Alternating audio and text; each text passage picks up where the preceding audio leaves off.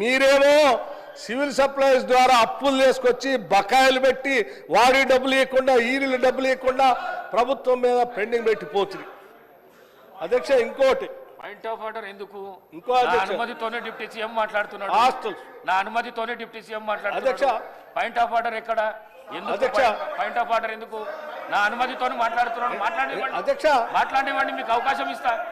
మాట్లాడే ఎనర్జీ శాఖ ఉచితంగా ఇచ్చేటువంటి ఎనర్జీ శాఖ అధ్యక్ష మాట్లాడితే ఆనాడు కాంగ్రెస్ ప్రభుత్వ హయాంలో ఈ రాష్ట్రంలో రైతులందరికీ ఉచిత కరెంట్ ఇవ్వాలని చెప్పి ఆలోచనతో 2004లో మా ప్రభుత్వం కాంగ్రెస్ ప్రభుత్వం అధికారం రాగాలనే ఉచిత కరెంట్ ఇచ్చి పేటెంట్తో వాళ్ళంతా మేము ఎప్పటికప్పుడు డబ్బులు కట్టుకుంటూ ఆ ప్రభుత్వాలు వస్తే వీళ్ళేం చేశారు అధ్యక్ష?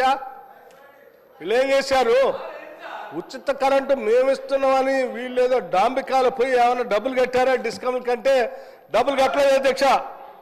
వాళ్ళకు 18,000 కోట్లు బకాయిలు పెట్టిపోయారు. అసలు అధ్యక్ష ఏనండి, మేము చేస్తున్నాం ఈరోజు ప్రతి నెల టెన్షన్గా ఇప్పుడు 11,000 కోట్ల రూపాయలు డిస్కమ్లకి ఎనర్జీ శాఖకు సంబంధించి రైతులకి ఇచ్చే సబ్సిడీ డబ్బులు మేము కట్టాం. అంతేకాదు ఉచితంగా మేము ఇచ్చాము. రైతులు పంట బండి ఉచితంగా యాడిచ్చారు? మీరు ఇచ్చారా? ఇవ్వటం అంటే మీరు డబ్బులు కడితే కదా ప్రభుత్వం నుంచి. ఇవ్వలేదు కదా ఉచితంగా. ఆ పెండింగ్ పెట్టి మా మీద పెట్టిపోయారు. వచ్చిన తర్వాత మళ్ళీ మేమే కట్టాం. అంటే మీ 10 ఏళ్ళు ఉచితంగా కరెంట్ అని చెప్పిన దాన్ని కూడా మేమే బిల్లులు కడతా ఉన్నాం. అంటే మేము ఇచ్చినట్టే అది కూడా. ఇవాళ కూడా మేము ప్రతి నెల వాళ్ళ డబ్బులు కడతా ఉన్నాం. ఎక్కడ పెండింగ్ ఉంచట్లేదు. అంతేకాదు అధ్యక్ష, రైతులతో పాటు ఉచితంగా 200 యూనిట్లు ఇస్తామని చెప్పి వాళ్ళకు కూడా ప్రతి నెల డబ్బులు కట్టుకుంటూ వెళ్ళిపోతా ఉన్నాం అధ్యక్ష.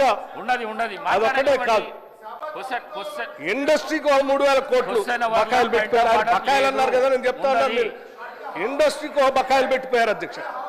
చివరికి విద్యార్థులు తినేటువంటి రెసిడెన్షియల్ స్కూల్స్ లో ఉన్న హాస్టల్ బిల్స్ కూడా అధ్యక్ష, భోజనాలు పెట్టేదానికి కూడా బకాయిలు పెట్టిపోయారు. డబ్బులు ఇవ్వలేదు. పోనీ ఏమన్నా డబ్బులు పెంచారు, అది భారమైంది ఇవ్వలేకపోయినట్టు అది కాదు అధ్యక్ష. 10 ఏళ్ళు రాష్ట్రంలో అన్ని రకాల ధరలు పెరిగినప్పటికి కూడా కాంట్రాక్టులకి వాళ్ళకి మాత్రం ప్రతి సంవత్సరం లెక్క కట్టి ఆ ఎస్కలేషన్ రేట్లు ఇచ్చారు అధ్యక్ష. కానీ మధ్యాహ్నం పూట పేదవాళ్ళు తినడానికి వచ్చేదాని లెక్కలు మాత్రం ఈ 10 ఏళ్ళు ఎప్పుడు లెక్కలు కట్టలే.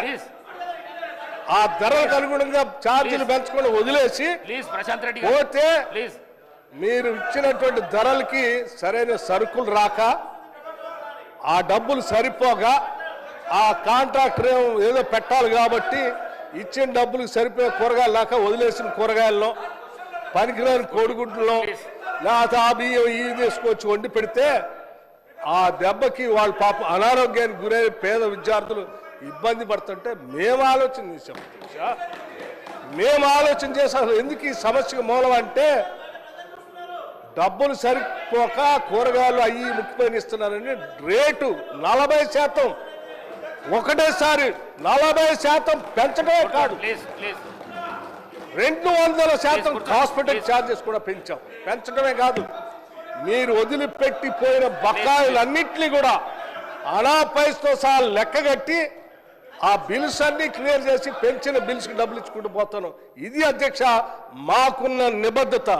పెండింగ్ బిల్లులట వాళ్ళట చెప్తా ఉన్నారు. ఎట్లా అధ్యక్ష?